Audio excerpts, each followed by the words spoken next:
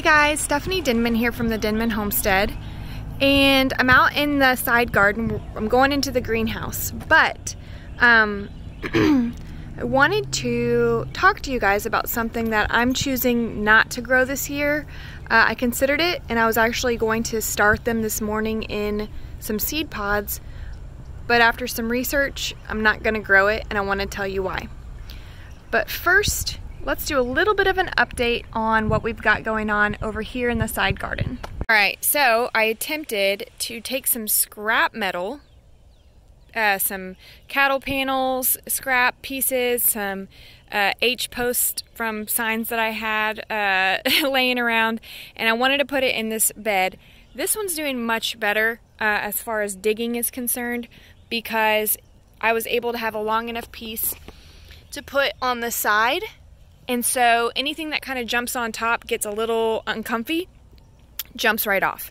This one I did not have enough to go, like, it's touching the ground, so some things have gotten in here already and kind of tried to paw their way through. Now it's not as destroyed as it was last year, but I am going to definitely have to replace this one piece together cattle panel stuff because I want it to look like this other one where my flowers can grow up and through it, and not, this is just kind of temporary and chaotic, and I wanted to get my seeds in the ground, my sunflower seeds in the ground, so this is what I opted with for now. But this one's working out much better than this one. Also,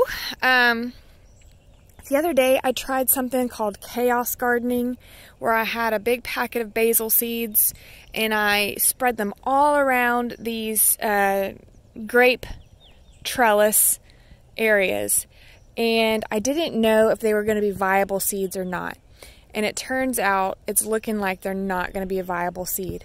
They did this weird puffy blue thing, like they turned into this, like, I don't even know. It doesn't look like, it looks like almost like a jelly or a mold.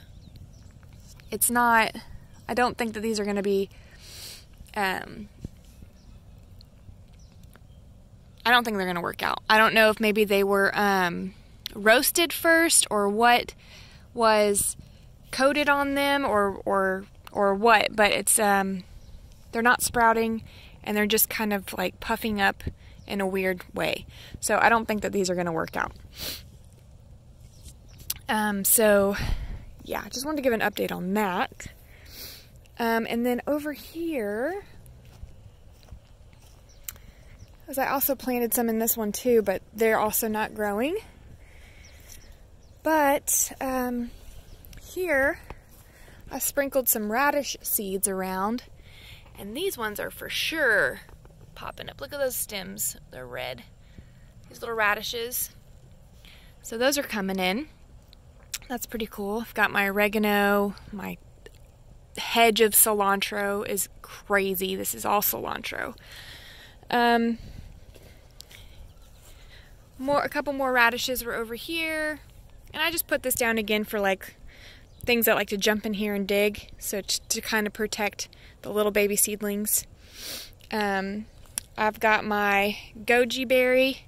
I know this all looks crazy, but this is goji berry, and it's coming back. It comes back every year, so it's putting off greenery.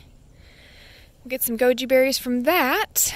And then of course we've got our dill bed that naturally reseeded itself, and asparagus over here. The chamomile beds, chamomile plants that have reseeded are over here in these little pockets that have reseeded themselves. And then our asparagus, a couple new rows this year that I planted, and then our asparagus that we planted last year is popping up here. Look at this little tiny thing. This little guy, we won't eat him. He's a really, really skinny one. But those bigger ones over here would be great to eat. So those are coming up. Now, let's get to it. Let's go in the greenhouse and talk. Luna, don't run away. Okay, we're in the greenhouse. And let's talk about one plant that I was excited to grow, but I've decided after some research, we're not gonna grow it. And that is jicama. So on our last live, on last Sunday's live, we talked about a little gift set that Jamie had given me for Christmas. It had a bunch of different variety of seeds in it, some stuff I've never planted before. And I thought I would really like to attempt to grow jicama. It is a tuber vegetable. It kind of resembles like a potato in texture. It's a little sweeter. You can eat it raw, or you can bake it, slice it. You can make it into a slaw. The tuber itself is very good, and it's nutritious as well. However, when I was researching it on how to grow it before I started the seeds, I found that everything but the tuber is poisonous. So the leaves, the bean pods that it puts off, and the seeds are poisonous. So I really had to consider, you know, I thought, well, maybe I could plant it over on the side garden away from any of the other bean plants that I may have, so I don't get anything confused. But I considered it for half a second, and then I thought, no, because, you know, chickens and dogs and all sorts of things, they like to come and peck things. I can't control what is around me as far as like my mother-in-law's chickens or even my chickens when I'm letting them free range, and my dogs or whatever it may be, and even my kids. My kids may come to the side garden and see a little green bean pod and pull it off and pop it in their mouth, and I'm just not in a place in my life where I feel like I'm going to take that risk. Will it kill you? In large quantities it can. The toxin in the plant is actually a natural herbicide and pesticide used in other chemicals that ward away insects. It's the plant's natural chemical solution to avoid being attacked by insects. So, you know, the cost benefit for me just to grow this cool plant was not going to be something that I wanted to take a risk on. So I just wanted to give you just that heads up, because I didn't even know. I had no idea that most of the plant of jicama is poisonous. It has something called Roundup in it, and that's the toxin in it, and it affects the respiratory section of your mitochondria. So it will slow down the respiratory, your respiratory rate, and it can actually, if you touch parts of the plant, it can be a skin irritant. And I've already got skin issues, so you know, all of that combined, and I think what I really wanted to tell you guys, and why I wanted to tell you guys this, is because it's really important before you start popping a bunch of seeds in the ground to research the plant first. Is it native to your area? Will it grow well?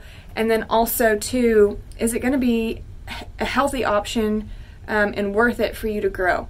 Now, if I was growing it specifically in this greenhouse and it can be in a controlled area and I didn't have any fear of anyone coming in here and poking around and getting it, maybe when my kids are gone or older or grown or whatever, but you know, it's just one of those things that I'm just not gonna test out right now. Maybe in the future, but not right now. So, just an example of, you know, do your research, understand what you're growing before you grow it, what plants are edible, what parts of the plant are edible. I enjoy growing plants that you can eat the whole thing. Greens, roots, stems, bean pods.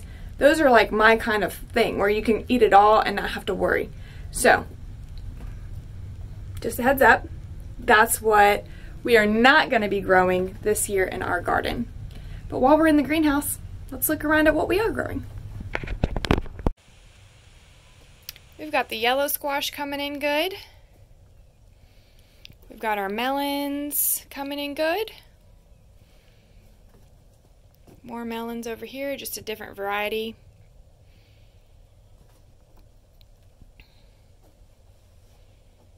Zucchini, spinach, lettuce. It's got a bunch of tomatoes. So these Black Beauty tomatoes, we've got a couple that didn't germinate. One of them's kind of trying to come through. Don't know if it'll get up there or not. Our cucumbers. These are marigolds that I started. I'm going to start a bunch of marigolds this year.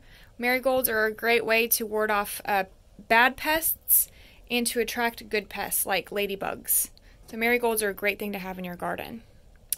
Got some more zucchini. The zucchini's looking great. And these are some herbs and some beans and peas, but we've got horehound over here, lemon balm. Our sage is not doing anything, so maybe I need to get some different sage seeds because maybe I used too old of seeds, but sage did not germinate at all. Chamomile's coming up. We're planting more chamomile this year. It's a different variety, so I've got my German chamomile outside, and I have a different chamomile in here, so we're going to test to see which one is more prolific. And we've got basil popping up. Looks like I could probably use some more basil seeds because some of them didn't fully germinate. Sugar Daddy peas did not do much. It looked like some of them tried, but it's not looking good for the Sugar Daddy peas. So, but the green arrow pea, they're looking good. They're coming up. These are just straight up. Look at those. These are going to be looking for something to vine on here pretty soon. So I'm going to have to, look, they're already trying to vine on each other. So I'm going to have to get these in the ground, which is fine because we're still dealing with colder temperatures. And these green peas really like colder temperatures, so they should be fine to be transplanted pretty quickly. Over here we've got our Colima beans. Colima green beans are really, I prefer these now over the Blue Lake, simply because all of the bean pods develop on top of the bush instead of in the bush, so they're easier to pick. Over here we've got some sweet passion melons, and we've got some Mexican sour gherkins. Those are those tiny little cucumbers that look like watermelons. We're growing more of those this year. And then some tomatoes. And that's what we've got on this level. I don't know if I showed you back here, but we've got some celery and some lettuce, some green onions, Texas onion, and some green spinach. And then up here I think is some yellow squash. Yeah, yellow squash, yellow squash. Our peppers are starting to come up. Tabasco, Purple Beauties, Banana Peppers, Anaheim, Poblano, Sugar Rush. Peach is not really doing much. I don't really see any Sugar Rush peach. I didn't have good luck with them last year anyway. We got loofahs and spaghetti squash. Here we've got some more peppers, cayenne, orange bell peppers, jalapenos that are hot and not hot. Pumpkin spice jalapenos, I'm excited about those. Ozark giant green bell peppers, California wonder peppers, King of the Night peppers.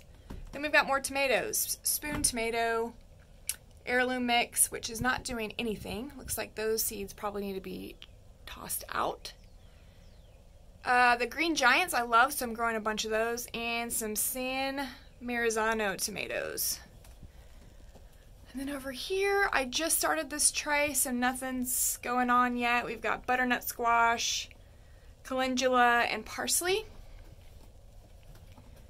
Rosemary, more zucchini, and crookneck early golden squash, and some more yellow zucchini. So, not all of this is for me. Some of it's going to be given to my mother-in-law and some of my family around here, and then some of my friends have also asked that I start them some starts. So, yeah, just know that yes, my garden is going to be full of squash and zucchini, but I'm also growing for some other people too. So, that is what's growing on in the greenhouse. And It's 80 degrees in here. It's getting a little warm. I've got my hoodie on, so let's go out. Ooh, it feels nice out here.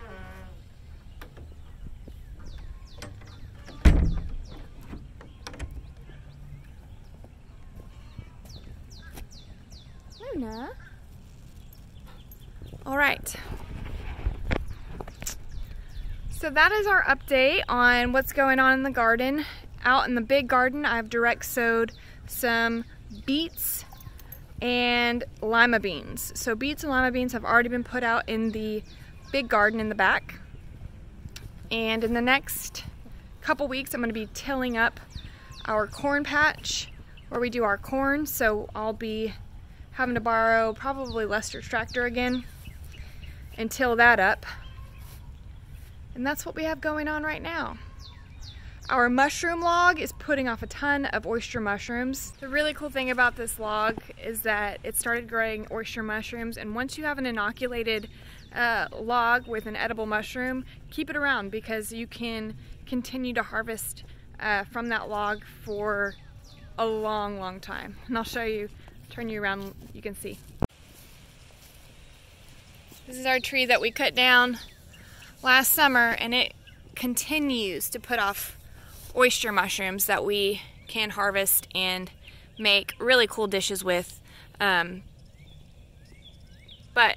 make sure that you know your mushrooms before you start chomping away at them, and they need to be, you know, pest free and all that. So that's what we don't touch this log or these logs over here very much because they put off. These are some older ones that have dried up. We didn't get those in time, but yeah, we like these logs over here just because they give us free food. Mainly during this time of year. They're not always out, especially in the hot times of year. It's definitely nice to have another food source, a natural food source.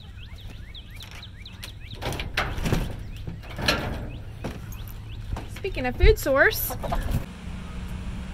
don't mind me, I'm just gathering eggs. Gathering eggs. Goodness.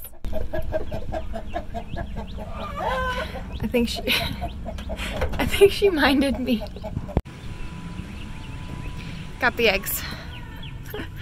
All right, well, I am going to wrap this up here. Thanks for hanging out with me today, and I will catch you on the next one. Bye, guys.